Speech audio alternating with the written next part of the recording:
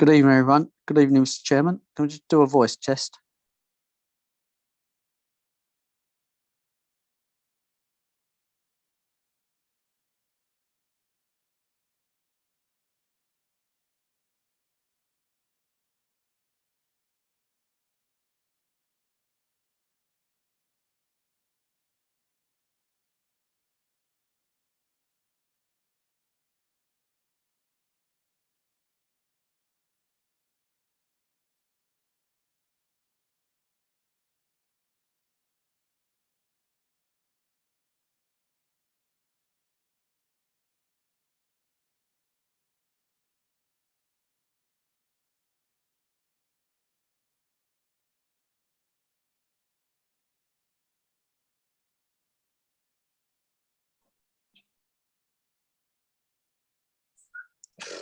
Well, sort of, yeah.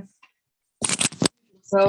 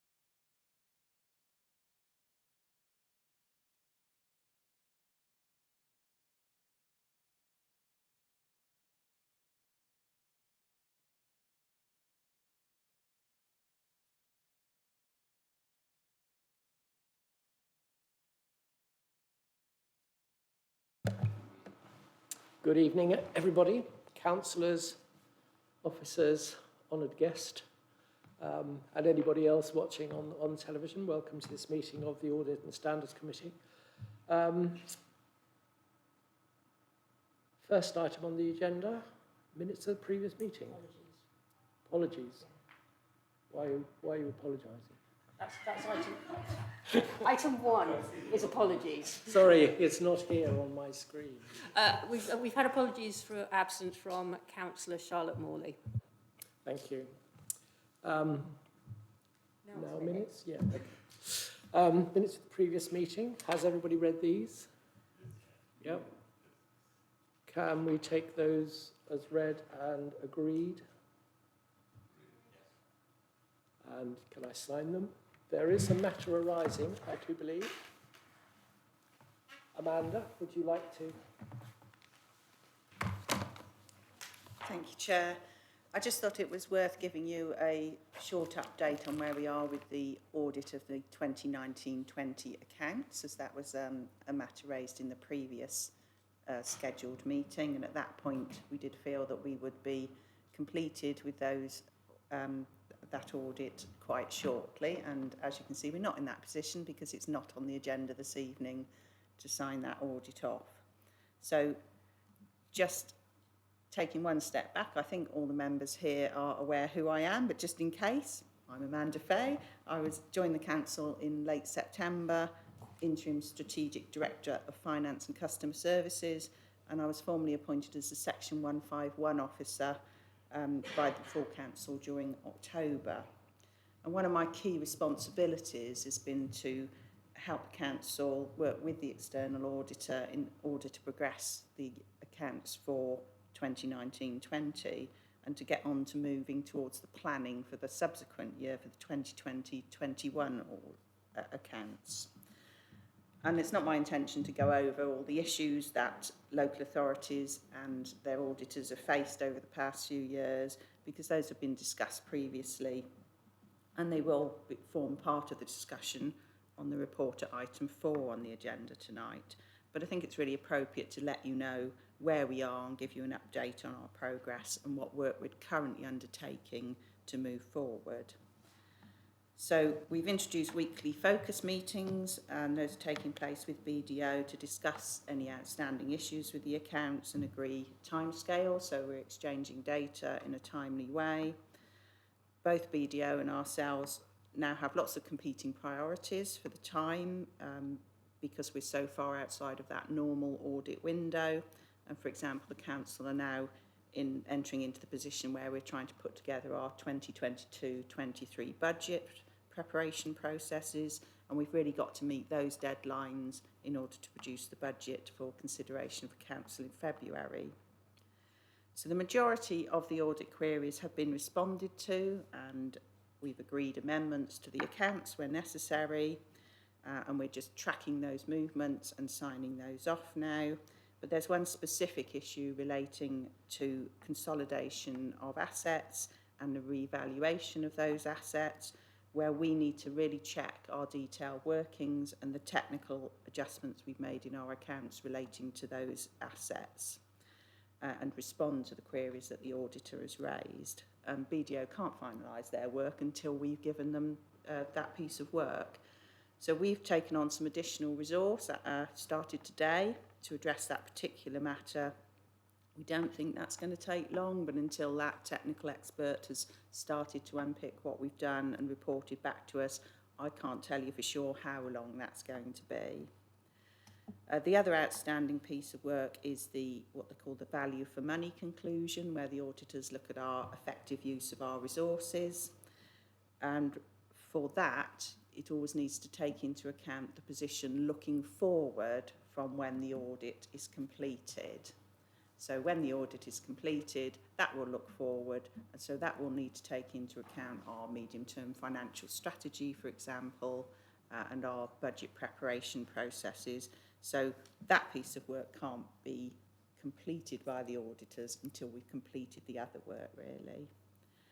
So as I say, we've got plans in place for additional resource. We're looking at ways we can improve the accounts production process, but inevitably we're going to feel this impact, not just on the current delay, but also knocking on to the 2020-21 audit as well.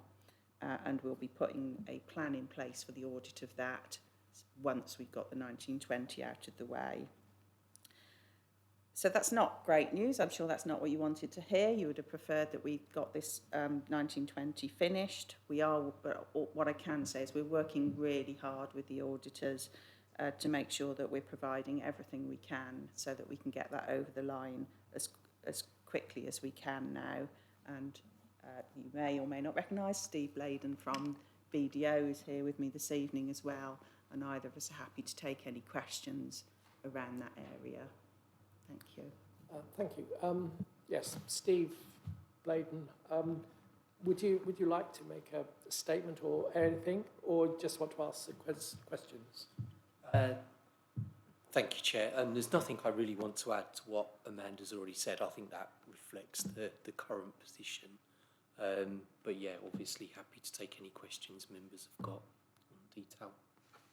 Okay, thank you. Councillor Bates. I have a couple of questions. When did the weekly focus meeting start?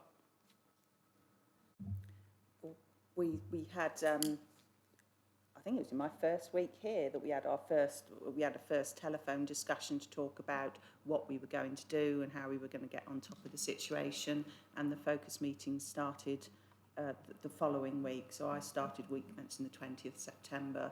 The first meeting started the following week. Okay, and I appreciate you may not be able to answer this because you weren't here. Were there weekly focus meetings prior to the 20th of September? Maybe Steve, are you able to answer that? They weren't weekly, Councillor Bates. No, we did have regular meetings, but I wouldn't, by any stretch of the imagination, say they were weekly.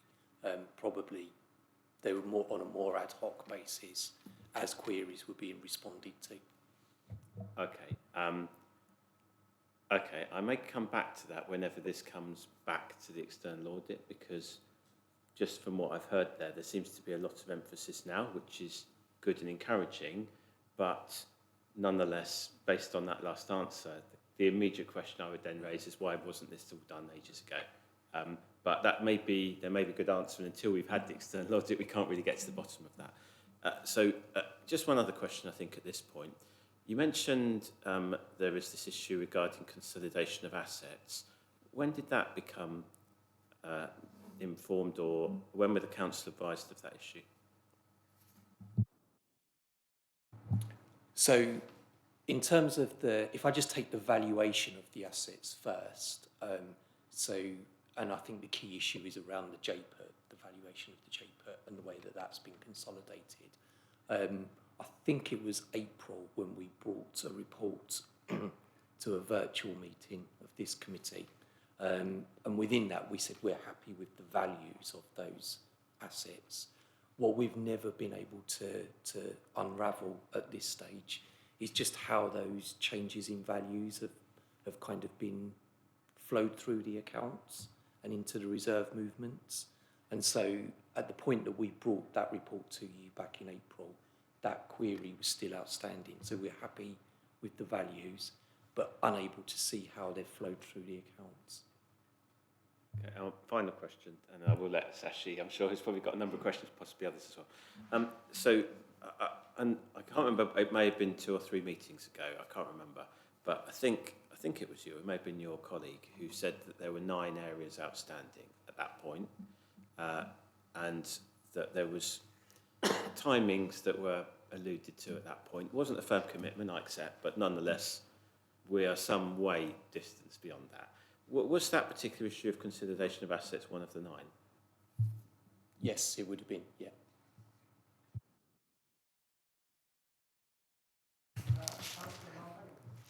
Thank you, Chair. Steve and I have met a few times, even before this, or even without the audit and standard meetings, to discuss a few items. My main concern was, as you know, has been the consolidation itself and the reserve position. Just for the record, and I want it recorded, so it's on record now, I wrote to Steve somewhere in August of last year, 2020, I think, soon after it was published, to raise the concerns. And I had written to then Section 151 officer and said, this doesn't look right. Then I've subsequently having conversation, not with yourself, I think maybe once or twice, but mainly with the Section 151 officers. I'm repeating this because I want it on record. Because it is important. What we have, in my opinion, I stress opinion, what's been published as accounts, as a balance sheet, does not flow through properly. And I think the new Section 151 officer or interim has acknowledged the fact it doesn't look right, and the audit partner also, to a great extent, has accepted it doesn't look right. So that's hence, at my insistence, that we look at it very carefully. I was told, this is all for the records, I was told that the new Section 151 officer, Amanda Fay, actually would take control of this, which she has. Thank you very much for that. And it's actually going in the right direction, because we had a one-off meeting with Mr. Baldwin to actually make sure that we are on track. I'm glad it's been acknowledged the balance sheet is not right. I'm glad you're working towards resolving it. What concerns me, because some of the councillors within this council may believe we may have revenue reserves which may not be there, which is extremely worrying. As a council, Chair, for you to note and take it up with the leader at the next meeting, as a council, we should know at any given time what the revenue reserves are.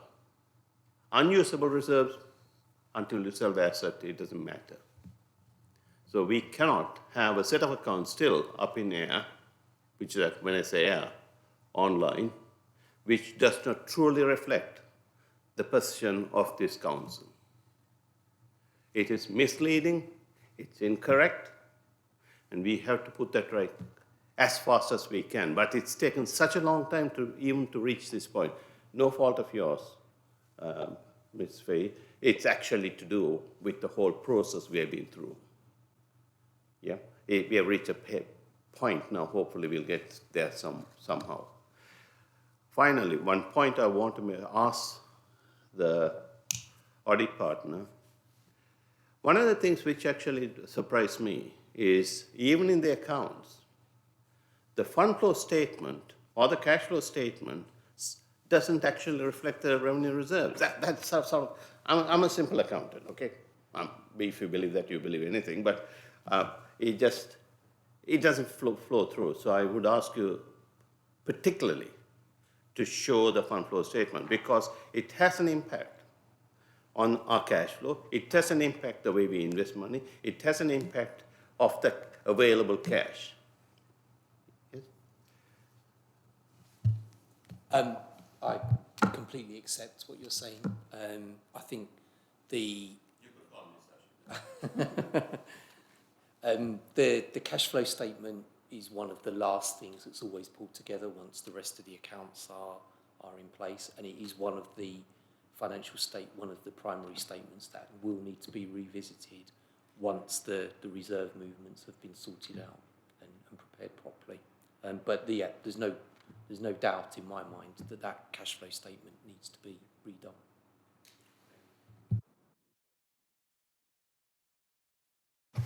Thank you, Chairman. So I'm just trying to get this right in my own mind. I'm not a financial whiz kid on these things.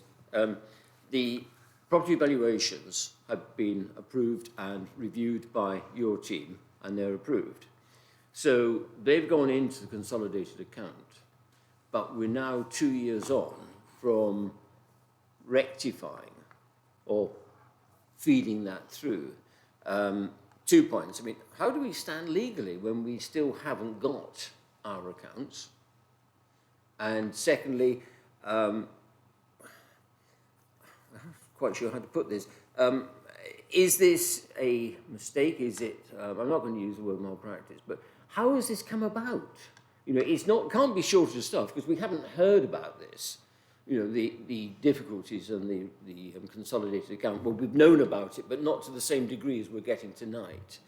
And you hear what Councillor Malvanigan's been saying, and I know it's one of your pet things, but I mean, I am very concerned to hear that our cash flow, the lifeblood, is uncertain.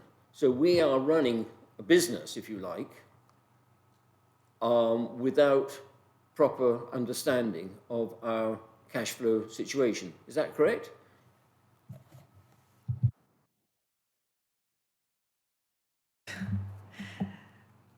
So for me, I just want to reassure members that while the accounts and the technical presentation in the accounts is something that does need to be looked at and addressed, and we do think there are some errors in how that's been presented, that doesn't mean that we're not all the time looking at our cash and our balances and ensuring the council is able to function properly. And so through our budget preparation in the current year, for example, it would have talked about the minimum level of balances we should have, and we would have made sure that those are available. This is one element of a technical process in terms of those particular statements that does need unpicking because doesn't look like we've done that right. And previous people in my position were satisfied with the way that we've done it, and talking to the auditors, they said, well, they'll be delighted if we can prove that is right. But I think it was absolutely incumbent on me to get someone in, and I think it's really helpful to get some external help on that as well, not least because we've got lots of other things happening in the council, but it also gives us a bit of an independent view.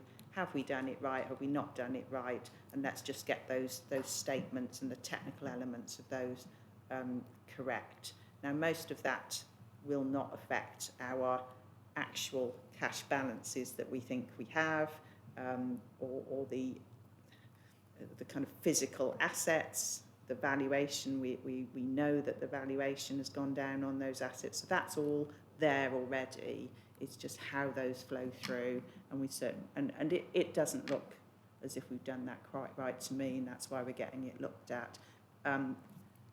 It should have been done sooner. I don't know if you've got anything to add. Sorry, just Steve, do you want to say anything else? No, there was nothing else I wanted to add to that. I can maybe pick up on the valuation point if you wanted me to expand on that. But in terms of the valuation, I mean, the way that we've audited that valuation is obviously the council will have its own valuers that will give them the value of those assets. The way that we audit those is we have our own internal valuers who will look at the methodology that's been applied or adopted by the council's valuers, and they will compare that valuation to data that they're aware of within the market, and they'll confirm to us whether or not that they think the council's valuation is reasonable, and that's the process that we went through, and that's how we confirmed that we were satisfied with the valuation of those assets. It's the way that the changes in value have then been accounted for that we're not content with, which is, as Amanda's already said, what you're looking at. Sashi? Thank you, Cliff. Just getting back on cash flow, and Councillor Hawkins raised it as much as I did. I know fund flow is the end point for 2019-20, yeah? And the start point for 21-22, yes, which is done now. We have seen the outcome of 21-22 in a sort of draft format as when the numbers came into the PNF last time, okay. Which kind of worries. Councillor Bates raised it at that time. I raised it very clearly that we are definitely dipping into the reserves. There's no question about it. I do, if you can explain to the committee, and again to be recorded, because I want others to understand, fund flow statement is a start point, and the cash flow for the next 18 months as an auditor, which now takes you further than the year which has once finished, and we are into a new year, if you see what I mean. We are most likely going to be in the next financial year when you finish off this year. I don't know. I don't want to even predict, okay? So there will be 2 years of cash or the reserve that may or may not be there, effectively. That's all I'm saying. But that means when you finish your audit, I don't want to teach you how to do your work. You would want at least an 18-month fund flow statement, would have thought, or 12 months minimum. So when at the point that we are, we will look at the council's financial position, and we will look 12 months ahead from the date that we issue our audit opinion. So if we, for example, if we were to issue that today, we would be looking to November 22 for. So that's why the medium-term financial strategy that Amanda referred to will be key for us before we sign off. Therein lies the rub, because we don't know what 12 months ahead going to state. We don't know, as we speak today, we are, like Councillor Hawkins said, we are running a business. Yes? We are kind of running blind here. Worries me. When I ran companies for 35 plus years, I knew exactly where we land every year, most of the time. Yeah? But this is truly worrying, because we have councillors in this council, I would say majority of them do not truly understand what the implications are. So I would like the interim section 151 officer to make a note of it and minute that the cash flow has to also needs to be given priority when you prepare your budgets and the forecast. Thank you, Chair. Thank you. Councillor Bates? Yeah, sorry, I want to go back to something that was said, and I think it was quite honest, and I'm pleased it's been said, because it was said this should have been done sooner. I've just gone back to look at when we first discussed this matter, which was on the 23rd of November 2020, so exactly a year ago tomorrow.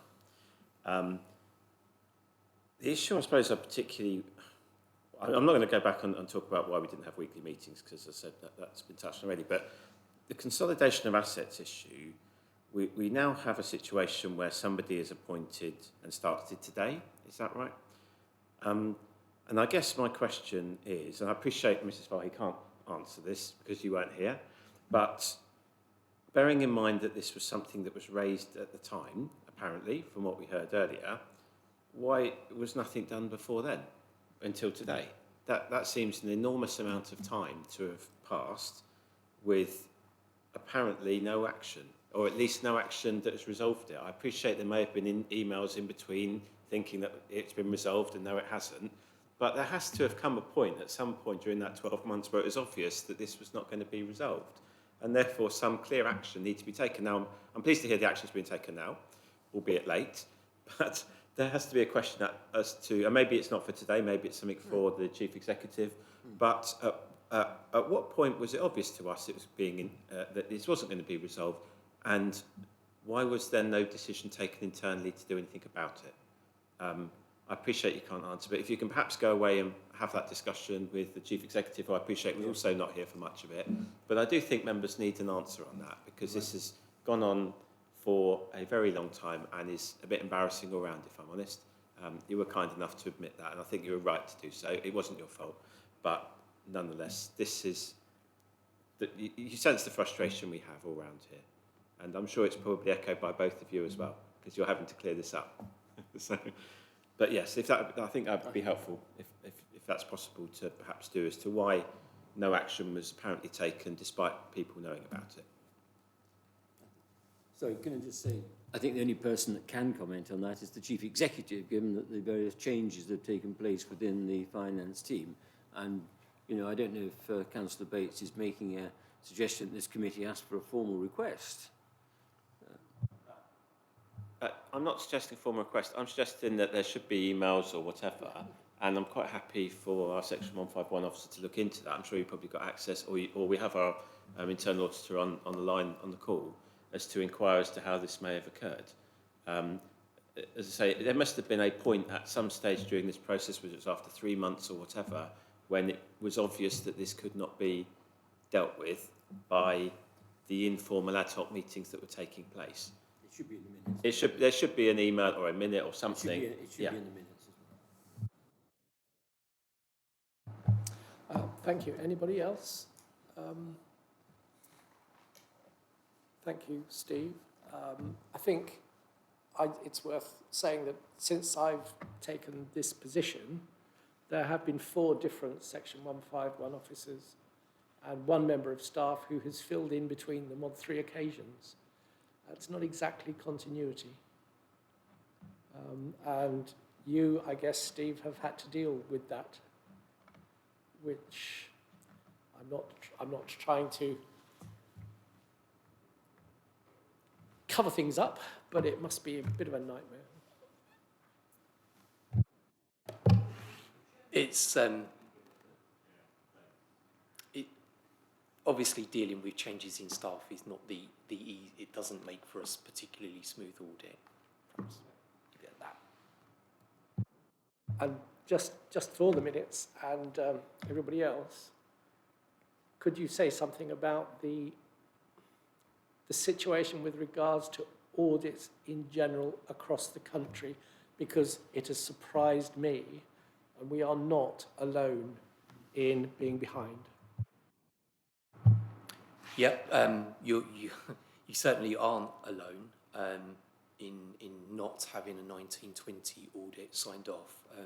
I don't have the most up to date figures available, but I think it's probably around 30 1920 audits across the country that still haven't been signed off. I don't know what the reasons for all of those are, because BDO will only do a small proportion of those. I know we've got 3 or 4 1920 audits that haven't been signed off. You know, they may be for similar reasons to why your audit hasn't been signed off. They may be for completely different reasons, but you're not alone. And even if I look to 2021 audits, so the deadline for completion of those was the 30th of September. And at the 30th of September, 9% of those audits had been signed off. So there is still ongoing issues within the audit market that's leading to those delays. Thank you. And the reason I brought that to members' attention is item 4 on the agenda, the procurement of the external audit function. And we'll say more about it then, but thank you very much for your insight and your time.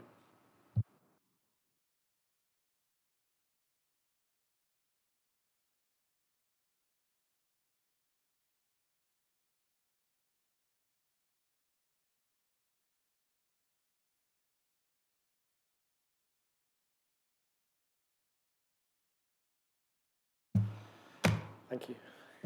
Anybody declarations of interest? No? That was quick, wasn't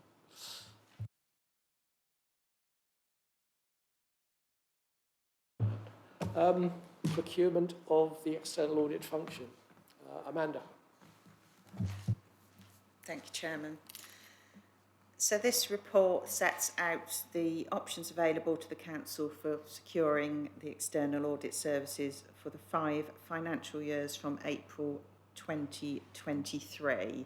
So that might seem like a long lead-in time, but we have to have, if we want to go down the national opt-in route, then we have to have this approved by full Council by March the 11th. So the options available to us are the same as for the current 5-year, as was for the current 5-year period. So we can procure our own auditors and go it alone. We can jointly procure with other public sector bodies and other local authorities, or we can opt into the national process, which is led by the Public Sector Audit Appointments, or PSAA. And previously we opted into that national process to secure auditors for that first appointing period, which is 2018-19 to 2022-23. So as I say, we've just received the invitation from PSAA to join that process again, so we need to decide what route we'd like to go down. The report before you concludes that accepting PSAA's invitation to opt in is the most beneficial way forward, but I'm sure members will have some questions around that. So I'm just going to run through what some of the benefits and disbenefits of the different options are. So if we go with the sector-wide option via PSAA, and most authorities and eligible bodies join that process, then we can benefit from economies of scale on the procurement process. We can share those costs and we can avoid... Have you been naughty? Have you been naughty? Have you? Have you? Have you? David, could you mute? He is. As long as it wasn't me being naughty.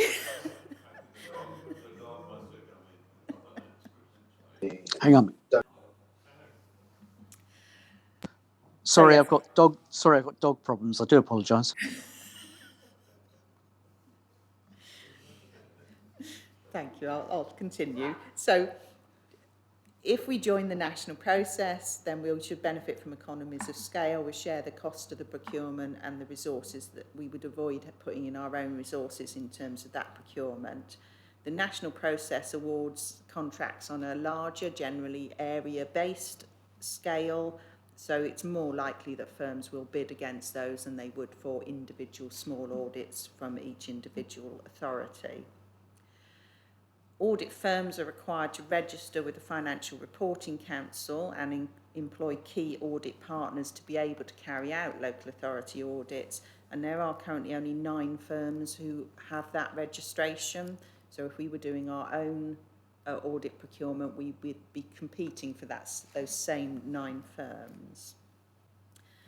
If we don't use the opt-in process, we'd need to establish an audit panel to oversee the process and manage the audit contract, and that's going to be quite resource intensive. The majority of that panel must be independent of the council, which means that they cannot be current or former elected members or officers or their close family or friends. So we have to find those independent members to join that panel and manage that process.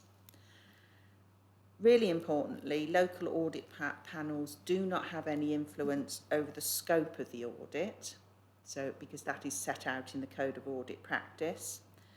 And also they can't impose any financial penalties if the audit runs beyond a target date. So contingent fees, as they are known, are specifically excluded by the FRC. So that I'd just add that in case members thought doing our own audit panel would give us any of those powers. It doesn't. One issue that we do hope would be addressed by the PSAA opt-in process is the setting of more realistic audit fees alongside changes to the way variations to audit fees are made. When the contracts were first let, one of the real issues was that the tenders were based on the audit code existing at that time, which has subsequently been amended quite significantly, and that's given the auditors that it requires from the auditors a greater level of what's known as professional scepticism and increase the scope of the work they're required to undertake. And that's just one part of the reasons that the whole audit sector have fallen behind in timing, is that we're just not paying enough to get the resource in place that can deliver in that time. So there is a genuine, well, it's more than a risk. There is a pretty much a certainty that audit fees for that period are going to increase, but that should help with the value and the quality of the audit at the time. In conclusion, the committee are asked to consider the options available, whether to procure our own auditors to go jointly with others or to accept PSA's invitation to opt into their process and to make their recommendation to go forward to full council. Again, happy to answer any questions. Thank you. I attended a webinar on the auditing process held by PSAA a few months ago, and you mentioned that there are 9 firms who are registered as able to do auditing, but not all of them are in the scheme at the moment, are they? KPMG, for example, has not taken part in the process. Are all 9 going to apply next time? Do we know? We won't know until the tenders are put together and go out. So once PSAA know how many bodies want to opt into the process, then they will be putting their procurement tender together, and that will go out, and we will see who responds and puts bids in for those tenders. The other thing that PSAA are trying to look at is whether firms who are not registered can partner firms that are to kind of widen the pool of auditors who would be available to do the work. Okay, just on the final sort of point on that, Steve, from your point of view, and no one's listening and it's not being recorded. I know. Where's your sense of humour? Being removed surgically. The reason that in this seminar that not all 9 companies applied to join the scheme was because the fees weren't appropriate, as Manda alluded to. Do you think that the revised fee structure will be more attractive to other companies? Obviously it was for yours, but...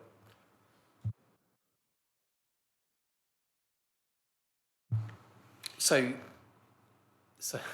I would think that those fees will be more attractive, because I think PSAA understands that one of the reasons that is holding back more firms from coming into that market is because of those fees. So I think from that perspective they will be looking to push up the fees, but I think also there's much more of a recognition now of what's involved in auditing, for example, property valuations. So over the last few years, we've seen an increasing focus by the FRC, who regulate the particular bit of the audit, the audits that we do. So they have made lots of comments on what they would expect to see auditors doing.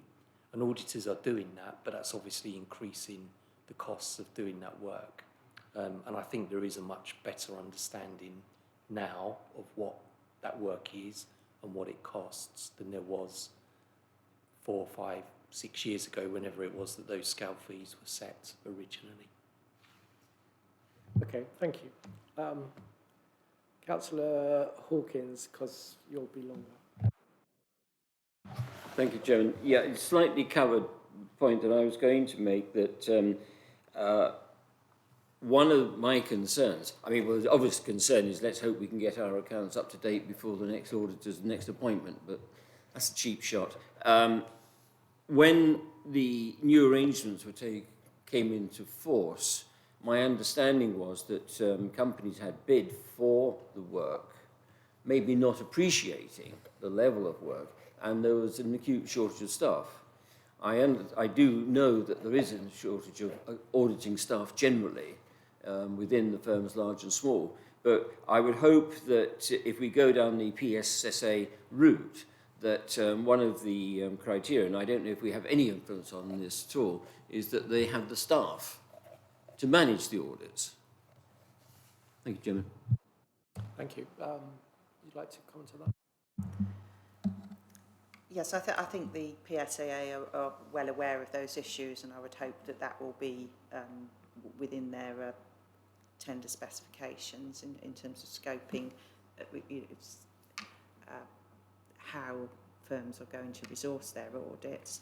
But particularly, again, to reiterate the point I made, that when the scale fees were set for this current 5-year period, it was subsequent to that all the changes to the audit code put these additional pressures on the auditors. The PSAA have already looked at their charging variation scheme now to look at when the code is changed, they can bring in a national amendment to fees for everybody to allow for those specific areas. In addition to currently, if there's a variation to the fee, it's individual at each authority. So that would make things much simpler and be able to maintain the fees at a level for additional work that's brought in for the future period as well, if there is any. Can I just come back in on that? My understanding is that we've had at least one supplementary charge for the auditing. I say at least one. I think there may be more than one, Rodney. It was possibly before your time, but I think there's been at least one supplementary charge that we've had to face. And that would be normal if the auditors need to carry out additional work, either at if an authority needed more work because they had a particularly complex area that wasn't there at other authorities, or if there was additional work, say on the property valuations to be carried out that might need to be done everywhere. And I think the new charging regime is just going to try and separate some of those. Thank you. Sashi. Thank you, Cliff. Try and keep the question short this time. There are about 3 points I want to actually raise. One of them is, actually it was my last point, but I want because Councillor Hawkins raised it. It's a fee itself.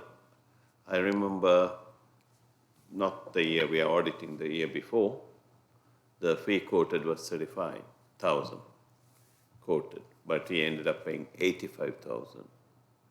I mean, that's what the accounts show.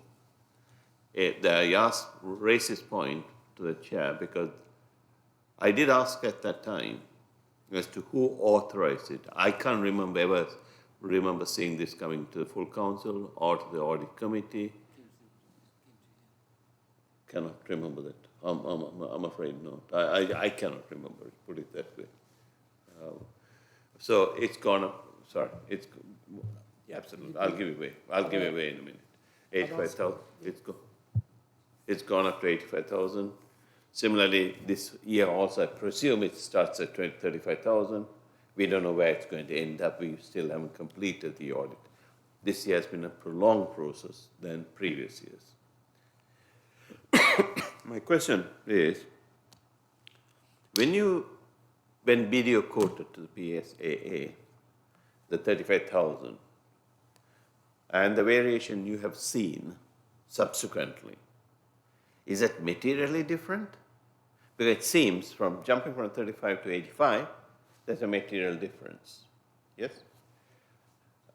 Or did all the firms, I'm not particularly asking whether BDO did it on its own, did all the firms underbid each other to get the job? And I have been in the profession, so I do understand how the system works. Then catch the monkey slowly. Yes? Is that the case in this instance? If you can answer, I've got 2 more points. So when BDO bid for the work originally, it didn't bid for the audit of this council. It bid for a portfolio of work, and it was awarded a portfolio of work that came with a scale fee already attached to it, which is the 35,000 that you referred to. When we then, so you're right, there was a variation to that scale fee of 46,000, so that ends up at 81,000, I think. So the way that variation of 46,000 was approved was, firstly, we had to bring it to this committee, which we did in our, I think it was in our audit planning report for the 2019-20 audit, so it's set out in there. We also had to agree that with the Director of Finance for the council at the time, and that was done. That was actually done with three different directors of finance, but the one that we finally agreed it with was the one before Amanda. But also, in addition to that, the variation to the scale fee had to be approved by PSAA. And the way that they do that is they require us to set out for them how that fee is made up. So in terms of what was the additional work that we did, how long did that take, and why that was over and above what we think was included in the scale fee. So that was quite a long process that we had to go through with PSAA. And ultimately, PSAA have statutory responsibility for approving that scale fee. So while we were able to agree it with your Director of Finance, if we weren't, then PSAA would determine that regardless of whether or not the council agreed with it or not.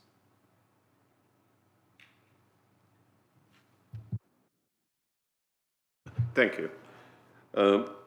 I hear what you say, and I do genuinely sympathize with you, with your firm, audit firms, because I think you guys have been asked to bid on something which you're kind of blind to a great extent when it comes to each individual council, because you're bidding for a bunch of councils together.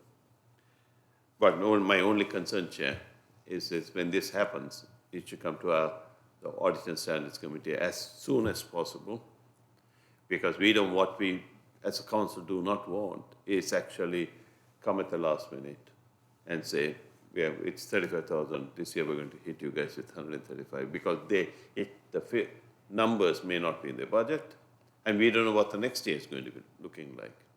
So not all councils are rich enough to pay that. Yep. That's one point I want to make. And the audit firms, the 9 audit firms, I think Cliff asked you the question, that will hopefully will expand. Hopefully, yes?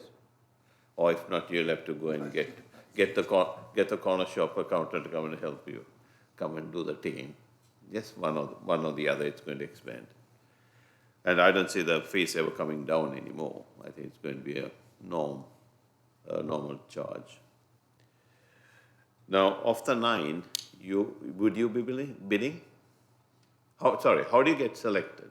Is a question, very important question. Whether you would be putting the bid in, and I didn't understand this part of this process. Does the PSAA give you the councils you will audit? So we haven't yet seen the full details of how PSA are going to run the process. We've got 2 seminars, one tomorrow actually, and one in a few weeks' time that's going to set that out. And once we've attended those, we'll make a decision as to whether or not we're going to bid. I, I really don't know the answer to how they will then divide out the work amongst the firms. I'm afraid I can't answer that at the moment. So from what you just told me, that you don't pick and choose the councils you want to audit. They actually give you the bunch of group of councils. How the last, they have a number of lots, and I can't remember how many lots it was, but each council is allocated to a lot, and then the firms that are bid, if their bid is successful, they're awarded a lot, and within that lot, they will pick up the audit of all of those councils. They do try to do, PSAA do, those lots are grouped geographically so that firms can, have a, so that they're not having to do one audit down in Surrey and another one up in Merseyside, for example. So they're kind of geographically grouped together. But over and above that, I don't know how they do that. Thank you for that. Thank you. I've got a couple of questions as well. Let me just touch on the audit fee one first, because you kindly gave a reference, which I've managed to find. So you're quite correct. So in the fee that was originally allocated in 2019-20 was the 35,347, which Councillor Marvagnam said.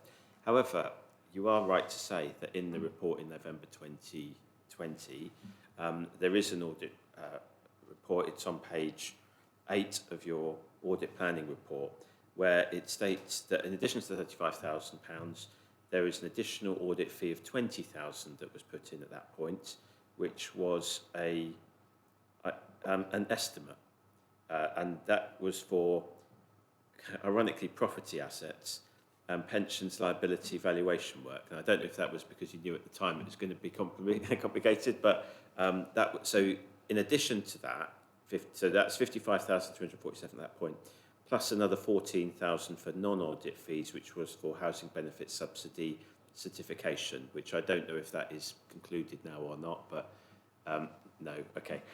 So at that point, we had understood the fee to be 69,347. So it wasn't that we understood it to be 35.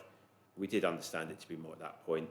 Clearly things have moved on somewhat since then, but I just wanted to clarify that from a factual point of view. That wasn't the point I was going to make, but sorry to kind of give a prelude. The point I was going to go back to, if I can find the report, was in relation to let me just find it here. This is in relation to the so in relation to the item before us in paragraph 5.2, the bottom bullet point says ongoing contracts and performance management of the contracts once these have been let.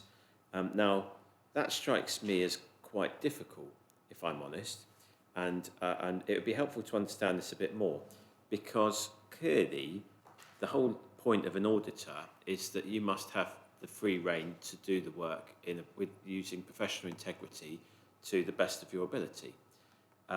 So I guess my first question is, how does that balance with that bullet point? And secondly, if there is a query regarding that, and let's just take the current one that we've had, obviously a very long 12 months. I'm not suggesting that's BDO's fault or this council's, because we'll get to that point whenever we do see the audit. But if there is a performance management issue, what work do PSAA actually do to help resolve that? Were they involved in any way, shape or form over the last 12 months, for example? Did either party raise it with PSAA in order to try and get to move this forward? So I think it would be helpful for me to understand both of those. In terms of the decision that we need to make later, to me, it does seem to make sense to join this. I can't see that it's going to add any value to the council taxpayers of this borough to go down a route which may not make any difference whatsoever, and we just end up with a lot more resource and time. But I think it's just helpful for me to understand regarding the PSSA role with contract and performance management, and to say whether or not they had anything to do over the last 12 months with us.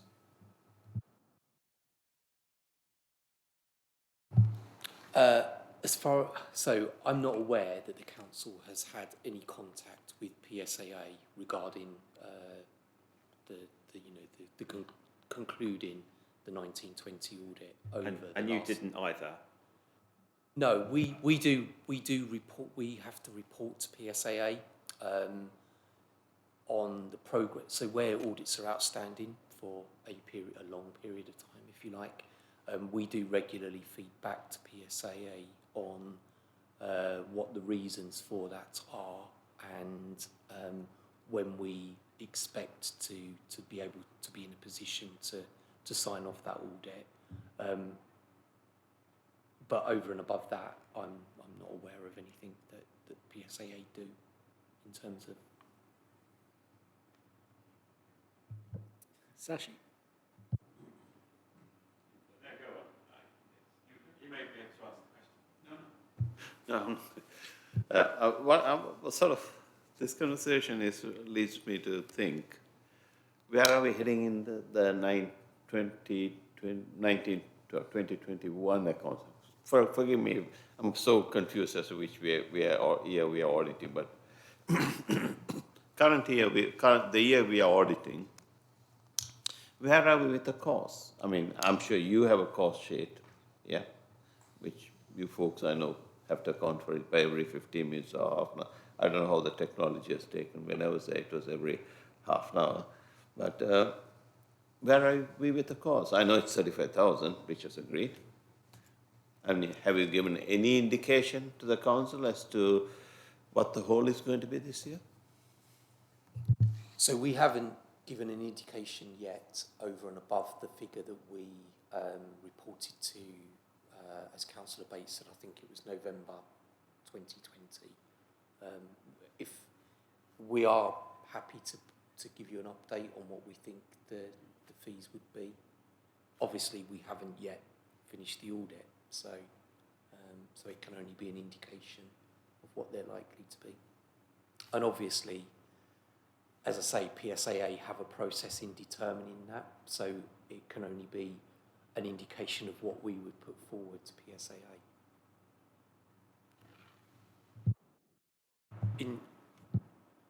Thank you. Rodney?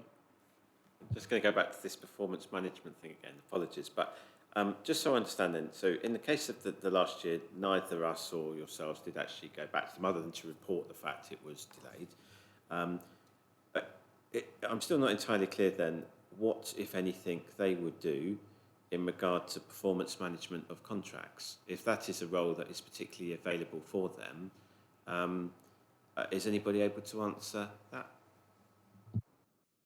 Amanda? I can add some information. So there's some information on the PSAA website around their kind of annual quality monitoring. What they focus on, and they do quarterly and annual reports around performance, is really more about adherence to the professional standards and compliance with the code, rather than the individual, what's happening at each authority. Nevertheless, they do ask for, they do seek views of Section 151 officers who report back, and they look at individual audits to see whether they've complied with those regulations. What may be something for a future audit committee to consider is having a member of PSAA to the meeting for discussion. I know where I've worked before, they've come in to talk to finance officers, for example, in terms of their work and what they've been doing, because it is much more around the influencing and looking at the kind of Redmond review, for example, and all those compliance reviews that have been going on in the background, and in terms of putting the audit, the whole audit sector at the front of some of those and working together to try and improve the work. They've certainly been listening to us. Unfortunately, I don't think they have a lot of tools in their armoury to look at kind of individual processes. It's more about, is the whole process broken and how do they help work to solve that. But that might be something that would be useful. As Councillor Betton says, they do run a number of webinars ongoing that are open to members to listen into and hear and ask questions back. So that's another route to get kind of more involved. they usually run a local audit quality forum that members can attend or send a representative to raise individual concerns as well. So it might be something we look at trying to get a little bit more involved directly with PSAA, or if we can't get them to this meeting, perhaps look at something more around a greater explanation for you of what the PSAA role is, particularly in terms of performance management, if that's something you'd want to be brought back as a separate report. Councillor Hawkins. Thank you, Chairman. So I would have thought that they would have come to the the Surrey Finance Officers Association meeting or whatever because there are regular meetings of the Surrey Finance Officers, and I would have thought that that would be the body they would visit rather than coming to someone like here. They may well have done, and that was the body where I've worked previously. That was the body that we got them into to discuss with the Section 151 officers as a whole for, at the time, Essex.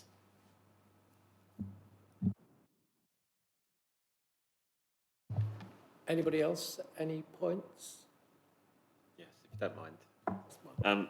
So just to go back to this performance management, and so in the event of either our external auditor, I'm talking theoretically now for next year, either our external auditor or this council having an issue with the contract or performance of either party, is there some kind of conflict resolution, informal way to resolve issues as and when they may arise, rather than necessarily formal complaint processes or whatever, just so that I can understand how, moving forward, we may want to address any issues that will hopefully not arise?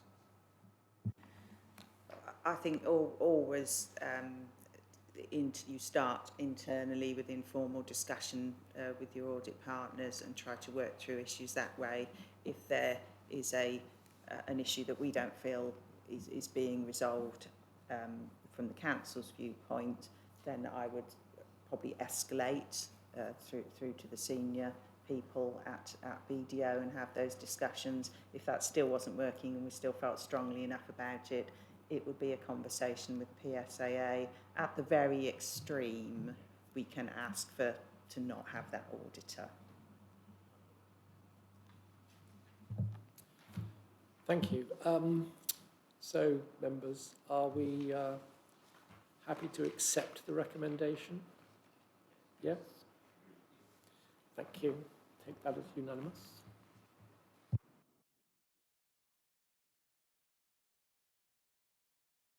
Monitoring Officer's Annual Report. Mr. Ram. Thank you, Chair, and good evening, councillors. So item 5 is the Monitoring Officer's Annual Standards Report, and it's a fairly short report, but there are 3 sort of key themes that I just wanted to bring to your attention this evening. And the first theme is the progress we're making in terms of updating the Council's constitution, and those details are set out in paragraph 1.3. So, as I'm sure you're all aware, the contract standing orders and financial regulations have already been adopted by full council, and on the 26th of November, we will be taking the proposed changes to the Planning Code of Practice, the Members' Code of Conduct and procedures for dealing with member complaints to the Governance Working Group for their feedback, before taking those proposed changes to full council in December. So in my view, we are on track to updating those documents listed in 1.3 on or before April next year. The second matter, just to make you aware of, is set out in 1.7, and that is that the monitoring officer was asked in May this year to look at the overspend regarding the public realm works, and my findings will be published alongside the findings of the task and finish group of the Performance and Finance Scrutiny Committee, who are also tasked at looking at a wider set of issues around that overspend. And lastly, in 1.9, you'll see there are some statistics on the number of complaints that I've received against members. And in total, there have been 25 complaints from November last year. So the number of complaints have increased compared to the year before. But just one note on that, the year before was from April to November. So I would expect a higher number for a full year. Most of the complaints that we received did not justify taking matters further, and only one complaint resulted in an investigation, which is set out in the confidential annex to the report. And I have one complaint ongoing which may result in an investigation, but I can't give any details at this stage because, sorry, so as to avoid prejudicing that particular matter. So those are the key issues I just wanted to bring to your attention this evening, and happy to take any questions. Councillor Malvagnam. Thank you. Thank you for that. Very simple, straightforward, short report. I'm actually a bit puzzled by the fact that the parish seems to be having one heck of a lot of complaints. Is there fundamentally something wrong there? Or is it that they're pushing out complaints against each other? I really don't know. I mean, I truly am amused by this whole the numbers game here. Thank you for your question, Councillor Malvagnam. Sort of puts me in an invidious position, really, doesn't it? So I think the number of complaints are usually higher with parish councils. That's a constant across the years. So there's no real change there, but so that's not unexpected. I would expect to see a high number of complaints there, but we do have some particular problems in two parish councils in particular, which are generating a reasonable number of complaints. So, but it is a recognised pattern. It's how the statistics play out. Councillor Bates. Thank you. If we look at the Code of Conduct issues that you've raised, so there were 25 that came in. Let's dismiss the 6 that were trivial or frivolous, because there was obviously nothing in those. So that's still 19 complaints, of which were not trivial or frivolous. So that's still quite a reasonable number of complaints. Now, I guess my question is, are there any wider learning points that we need to know as councillors? We don't need to go into individual cases. Obviously, there's a reference about one, but leaving those to one side, I think it's the themes that we need to understand. Similarly, is it the same councillors, without naming any names, that are causing the same issues? What are the general trend of issues? And what, if anything, can we learn or do differently as councillors to try and reduce the amount of time that you're having to spend dealing with these matters? You're a busy officer. I'm sure you've got other things you can be doing with your time rather than investigating matters that could be dealt with elsewhere. Now, some serious matters are different, but these sorts of things we should be looking at reducing, in my view. And if anything that we can do to reduce that would be good. Just on the busy one, I knew nothing at all about this until I read this report. I can't really comment about it, other than I only feel as if I have one piece of the jigsaw. So I suspect there are many pieces to this jigsaw. I've only got one corner bit of it, I think. So I can't really comment much more about that, so I won't, other than I suspect I shall hear other pieces from other people in due course. But the first point, I think, is more relevant, really, about the themes and trends. Thank you. Thank you, Councillor Bates. So of those 19 complaints, I was able to resolve those informally, or the Deputy Monitoring Officer, in respect of the complaints she was dealing with, was able to resolve them informally, and that is usually our preference if we can. In terms of the types of complaints, they do tend to be complaints about if a councillor has said something which another councillor has found offensive, or councillors have got into a heated argument about something which they have particularly strong feelings about, and then want me to look at that, look at the issues associated with that. In particular with parish councillors, the issue, the exchanges they have, my experience is the issues are sometimes exaggerated, and the councillors feel that the issues are a lot more serious than I think I would expect to process under an investigation. So when I apply a more objective assessment of these issues,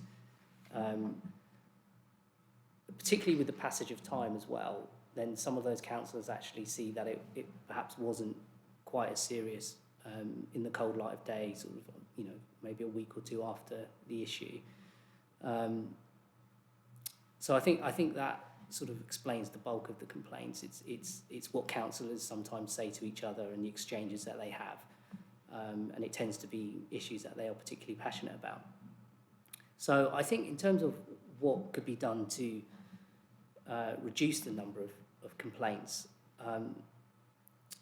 I think with parish councils in particular, I think some training would be really useful to explain to them how the code works and perhaps provide some examples of matters that do go forward to investigation and matters that can be resolved informally, so as to try and provide them, if you like, with a library of ideas and examples to kind of illustrate how complaints are sort of processed. I think that might be helpful, and some code of conduct training. If the parish councils are open to that, then I'd be more than happy to provide that training.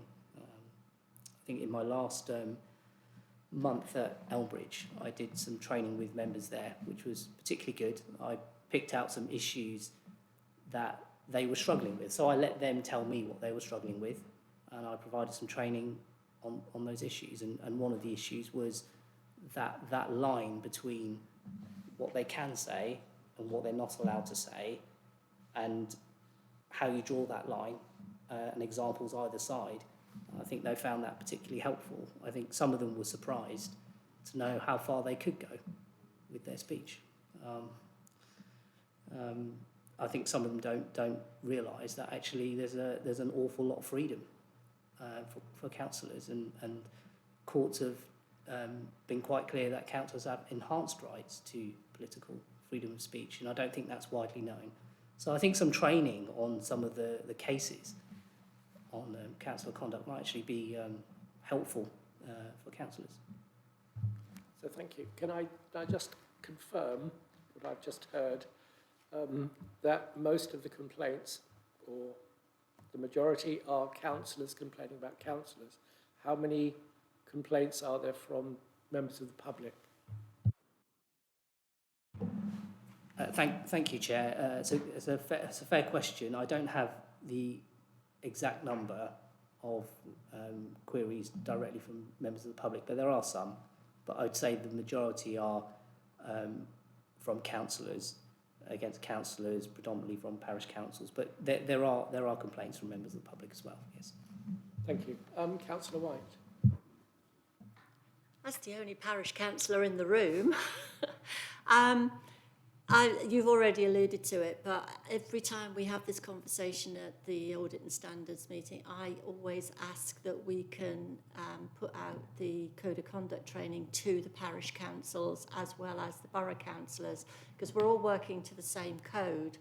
But putting a piece of paper in front of somebody and reading the code of conduct is not the same as the training that goes on here and the scenarios and different ways of doing things. So I think if you could, once again, include the parish councils in the training, would be quite helpful, because there's quite a few, and I will mention the council, Windlesham Parish Council, who have not had the Code of Conduct training. Thank you. Can we make a note of that? Thanks. Councillor Malvagnum. Thank you, Chair. Could I ask, through you, to Mr. Ramathon, I mean, this report is fine. I mean, in terms of numbers, I'm not, it'll make it a lot easier, for example, give it in a grid format and say complaints from parish, interfamily fight or external fight. It's very important for us to understand, because if it's an external, we have to take it a little bit. I'm not saying others should not be either, but it's sort of, we'll understand the functioning of a parish council or even the local council. Yeah. Thank you. Okay. Anybody else? Councillor Bates. Just going back to the training, I wonder if it's worth repeating the training at borough level as well, even if it's a short session, because I know we all get it at the start of a 4-year term, but we're now 2.5 years into that. And, you know, I suspect the last 3 months there will be an escalation in people being rude to each other, but let's at least get the next year where there's some degree of decency between us all. But actually, the example in this room, we have a number of councillors in this room who have strong views, strongly held opinions, and they are stated in meetings and outside of meetings. But I'm not, well, maybe there are complaints, but I'm not sure, I'm not aware of them myself. Because, and you can hold them dearly and you can hold them passionately, but you don't need to kind of get into the personal abuse element of it. So anyway, that maybe it's just something that we need to think about at a borough level too. Councillor Hawkins. Yeah, I'm not sure I'm going to agree with you on Councillor Bates. I would say that certainly on the councils I visited, on different council business or in business, and people have said this, that we're possibly the most civil council chamber that we were likely to meet. I mean, very rarely are we uncivil to each other. Don't look at me like that. But I think, you know, and I found the same at county. It's incredibly civil.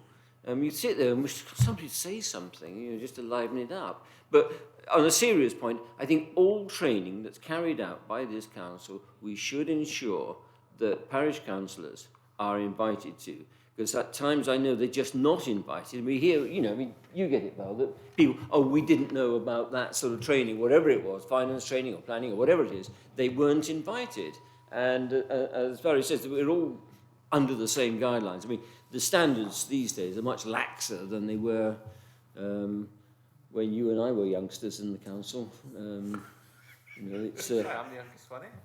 Now you're going to call me being rude, but they're much better. They're much laxer than they used to be. But I do feel that we should spread the training out to everybody. Thank you. Chair, one quick point. Yes. You have aged very well, I must admit. Flattery will get you everywhere.